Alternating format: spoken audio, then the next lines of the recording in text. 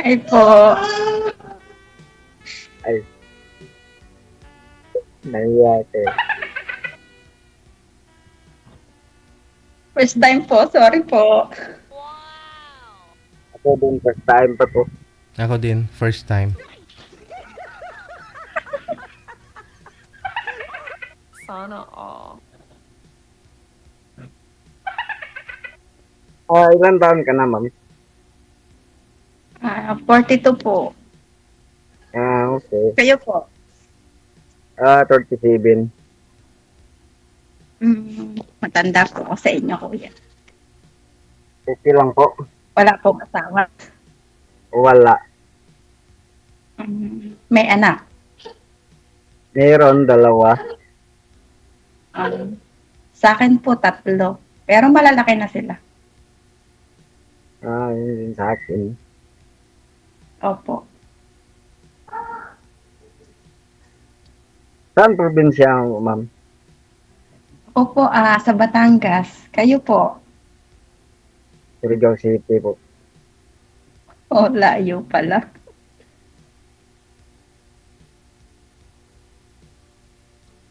Layo. Oo nga po, layo. Mas malayo yung Pero Dubai. andito po ako sa Dubai. Oh, mas malayo yung Dubai. Opo, nandito. Nandito po kasi ako sa Dubai. Pumunta. Kaya mas malayo yung Oo. Dubai. Pumunta ka sa ibang lugar para maghanap ng trabaho. Ngayon pumunta ka rin sa lugar ni Boy, ni Sir Jomar, para maghanap ng mapapangasawa. Sana all. Sana all. Nahiya ko.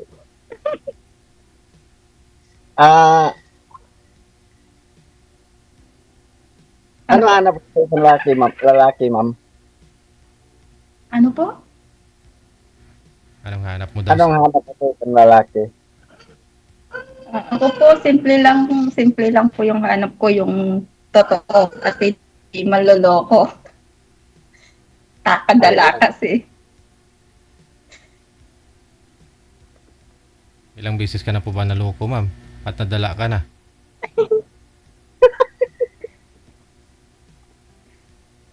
Dalawa na po. Una sa unang asawa, tapos nagka-boyfriend. Ganon pa rin. Hindi sila makatiis. Naghahanap ng iba. Kasi malayo ako. Ganon siguro. Oh, may solusyon dyan. Lumapit ka.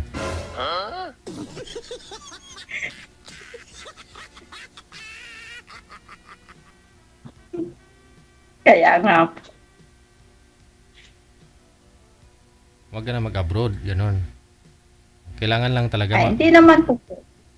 Pwede. Hindi naman po pwede na focus lang ako sa lalaki. Kasi may mga anak naman po ako na kailangan buhayin. Kaya nga, maghanap ka ng lalaki na kaya kayong buhayin para di ka na mag-abroad, para hindi kayo maghiwalay. O yun, pag nakakita po ako ng lalaki na kaya kaming buhayin, mag-iina, yung tanggap ako, tanggap ang mga anak ko, pwede. Pwede hindi na mag-abroad. Ayun, yun ang alamin natin ngayon, no? Kung kaya po ba kayong buhayin ni Sir Jomar na hindi mo na kailangang mag-abroad. Mas ba kayo, buhay naman na kayo, ma'am eh. Nagsasalita nga eh. Wait lang po, may tawag. Uy, natawag daw. Sino kayang tumatawag? Maka-boyfriend Wait mo, lang ma'am? po. Hindi po. Nanliligaw. Manliligaw din. Ayun lang, baka nanonood ang manliligaw. Patay tayo.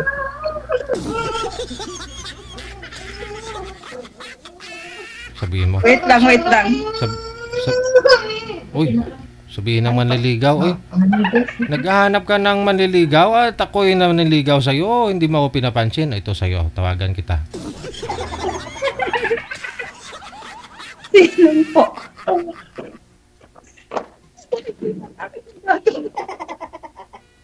Yung mga manliligaw kasi na sa tingin mo, hindi naman papasa. Wag mo nang paasahin pa. Uy, bawal po yung bata. Wait lang po. Wait lang na nagising yung alaga ko, sir. Wait lang po. Oh. Ano yan? Wala ka na sa alaga mo. Wala ka na sa manliligaw mo. Wala ka na ho sa bago mong kilala. Wait lang, sir. Nagising yung alaga ko.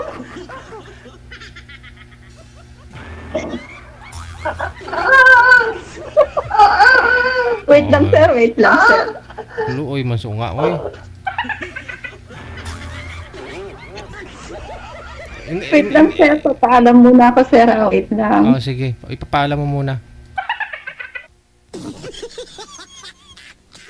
Ayun, saglit lang ako, sir, ha. Yun lang. Ganoon naman talaga eh, no? Hindi pumasa yung manliligaw, so maghanap. Oh, kaya ho siguro kahit may mga manliligaw siya, eh, sumali pa rin siya talaga dito sa programa natin para maghanap pa, baka meron. Kaya nga sila. Kasi iniwan ho siya ng asawa niya dahil ho'y malayo siya, no? Naghiwalay. At kung mo naman ho yan ang nangyayari, no, sa mga nag-iibang bansa o kahit na sa probinsya, pumunta ng malalayong lugar, yung partner. O like dito sa Maynila, galing probinsya. O malayo sila sa isa't isa. Kasi parang nag-abroad din yun eh. Oo. Ano pa ba kayo, sir? Hiwalay din sa asawa? Hiwalay na sir, tagal na, mga 8 years na yata. Aha. Ilan po anak ninyo? 2 po. Oo. Ilang taon na po yung mga panganay mo? Yung panganay ko 12 na. Bunso? 8 years. Okay. Nasa nanay po nila ngayon, mga anak ninyo? Opo. Aha. Ano naman, baka pwede nyo ikwento sa amin, ba't kayo naghiwalay ng nanay ng mga anak mo?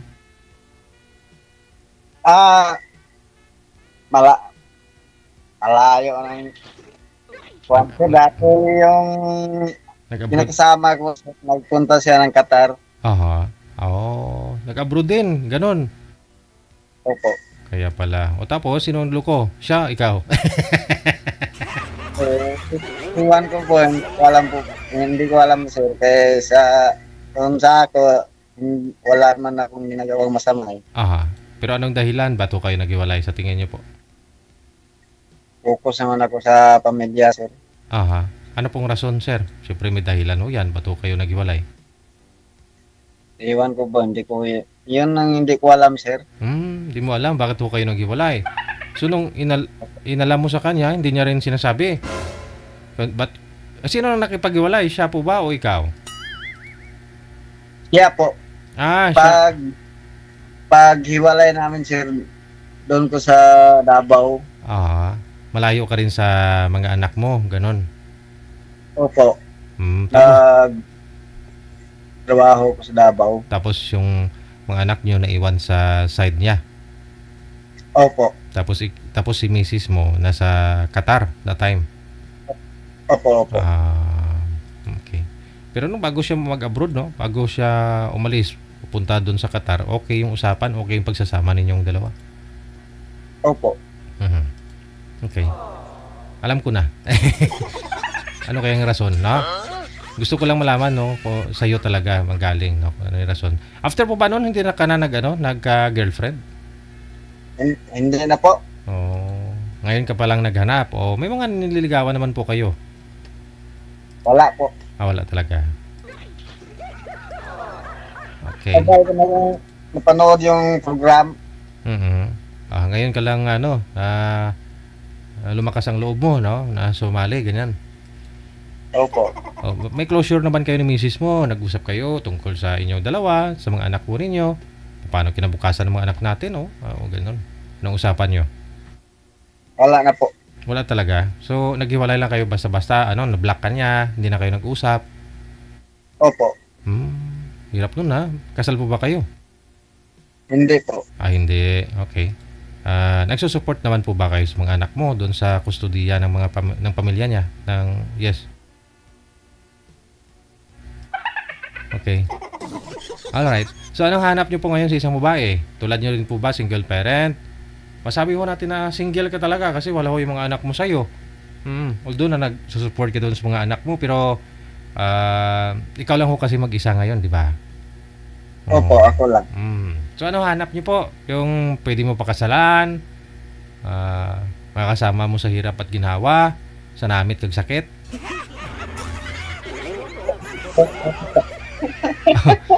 Teka lang ho ha. Baba niyo po muna yung tawag, babalikan ho natin si ma'am, no? Kasi baka ho, ano na, nakapagpaalam na daw.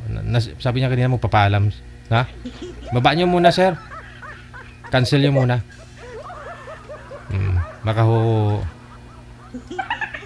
ano, baka si girl na ho yung hinahanap ni boy. Okay. Pakasalan. Sana all. Okay. Hindi na talaga sinasagot manager, Ma'am Ella. Nagising daw po kasi yung alaga. Siguro sa kakatawa niya ng tawa, narinig na na bunggaw ang katulugon sang bata. Manager, hindi na ho online si girl. Sabi niya magpaalam lang daw, baka ibigay. Baka yung bata ayaw lumapit dun sa mga kasamahan niya. Ganon, ha? Sige. No, Sir Jomar, connected na rin po kayo sa isa't isa. Tuloy-tuloy lang ang usapan, ha? I-PM mo siya dun, no? Tapos kung may time, mag-reply.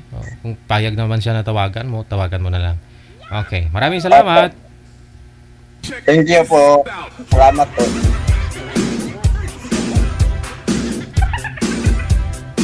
Banatan mo dong.